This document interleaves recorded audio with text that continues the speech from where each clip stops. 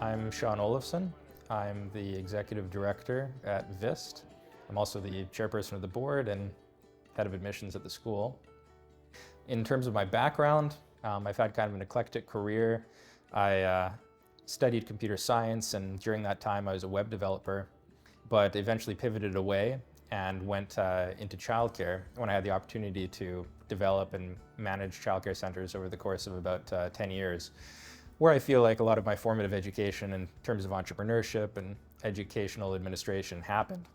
I have to credit Mike as the originator for the idea for VISST. I know that 10 years ago, he was thinking about the different schools and the different landscape and touring schools in the US, and even hilariously enough, if you look at his notes in high school, he was already writing about ideas like, gee, this program I'm in, the math should really be accelerated, the science should be accelerated. So these ideas were kind of gestating with Mike for a long, long time. Now, having said that, what VISST turned into from an idea to open a school into the specific school it is and the values it has and the philosophy it has, that is something that's distributed sort of across the hearts and minds of everyone involved. And that's me and Mike, also the fabulous teachers we have, and now to an extent the founding students that we've had with us. One thing that we always like to say at the outset is that if VISST could have been a public school, we would have made it a public school. Certainly, we support public education, and we don't think that there's anything inherently wrong with that system.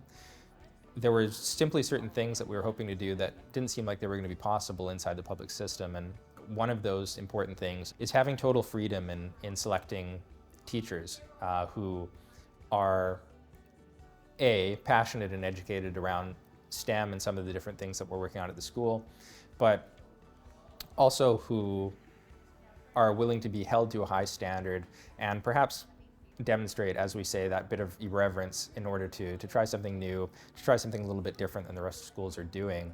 Many of the independent schools in BC, what used to be referred to as private schools, still have what I might call a private school image. And I do think it is because certain schools are actually trying to cultivate more of an exclusive image.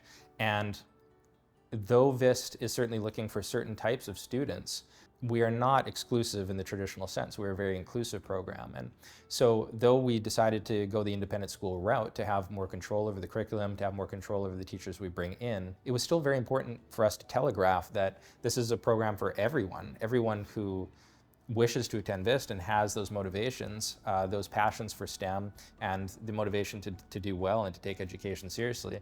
Those are all people who belong at VISST. We are here to make something amazing, but it's not money. VISST was not founded with private interests or pursuits along those directions, and we felt like the best way we could telegraph that was just to be completely transparent and become a charity. And in doing so, the families can see where we spend the money, they can see how the tuition model plays out, and we can really telegraph those values of diversity and equitability. We get lots of questions about the tuition model. Savvy parents and families will often ask, how do you make it work? And I think the question implies a certain truth, which is there was a risk in implementing a need-blind, scaling slide tuition model in the way that we did. We took a probabilistic approach. We wanted to make the school as diverse and accessible as possible. We wanted to approach this goal of families paying what they could afford to attend the school. And we took steps to implement that in a way that would be financially sustainable for the school and fair to families. And that is a very difficult line to walk. I'm very happy to say that so far the tuition model has been working very well. We've gotten a distribution of families that is sustainable. Having said that, we did plan for the best and worst. At its heart, VISST does have some elements of philanthropic endeavor. As the founders of VISST, we're committed to making sure that there's a pathway to graduation for our students no matter what happens. We are very happy to see that the tuition model has been working as an idea. I don't know if it could work in every school. It is working for us. It is making the school a more diverse and accessible place, and we're going to keep doing that as long as we can keep doing it. As the head of admissions, I get the question quite frequently, what are you looking for in a student? I'm looking for students who want to be here. What you can do in a classroom of 30 or 40 students some of whom want to be there, some of whom don't, versus what you can do in a classroom of 15 or 20 students who all want to be there is really night and day. Of course, as a school that emphasizes science, technology, and mathematic elements, students who love those things are going to love VISST, and I certainly look for those things in a student's academic profile. But at the end of the day, academic gaps can often be filled, whereas gaps in motivation and engagement usually can't. And so more than anything, I'm looking for the light behind the eyes in a student. Do they take their own education seriously? Are they passionate about the things that we're doing at the school? And simply, do they want to be here? Gender in STEM education is a large topic. In 2019, if I'm recalling correctly, I think it was about 23% of the STEM workforce in Canada was made up of women engineers and scientists. That's comparing to 1970, there was about 8%. So on the one hand, there's this positive story, but on the other hand, that 23% is indicative that there's still a big problem. And this is not just reflective of the workforce, but coming down into education, there's a lot of issues that feed into there being gender imbalances in STEM-focused programs. So this was an issue that we went into when we were opening the school, eyes wide open, and from day one, we really tried to keep a focus on making the programs diverse and balanced across every spectrum, but as well as gender. And I'm very happy to say that in our first cohort, we are 50-50 gender balanced, and that's something that we're going to continue to strive to keep. It is a key value in the school, and we're going to certainly stay committed to that.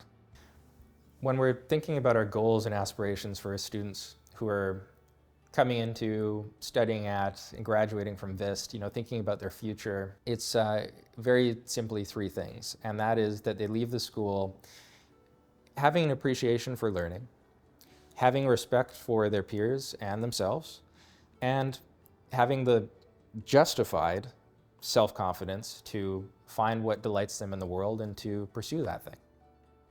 I would describe the VISST community as a varied one, and more than anything, the word respect comes to mind.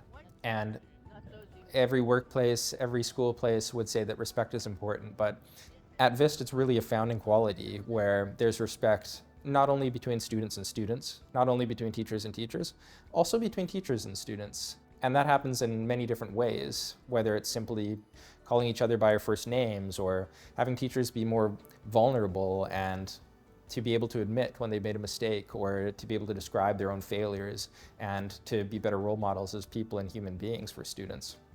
But more than anything, I would say that the VISST culture is centered around respect and diversity. I know firsthand, I've heard from families and students who have said, well, it seems a bit intense. I'm seeing words like acceleration, like rigor. As it stands in BC, we're typically a year, sometimes 2 years behind international standards in terms of education, especially some subjects, like mathematics comes to mind. It's not so much that we're accelerating, maybe in relation to local schools, but that we're undecelerated and trying to catch up to an international standard that we feel that VISST students and, in fact, all students deserve. The second part of rigor is to tease out the nuance between pushing students to do more than they desire and helping students to desire to do more. What we really value at VISST is kindling that flame, that curiosity, and trying to be good stewards of that curiosity, which exists naturally in students from a young age. And then to remove barriers to that growth and to that reaching and going further by having fantastic teachers. And having teachers that love what they do and are not only very educated about it, but passionate about it, is what we feel is another core role of the teacher, to role model being curious and passionate about the subject that they teach.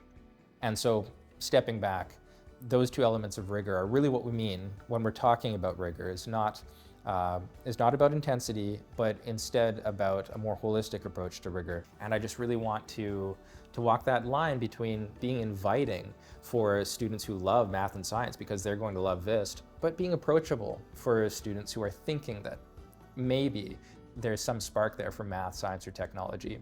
Take a swing, I think you'll like what you find.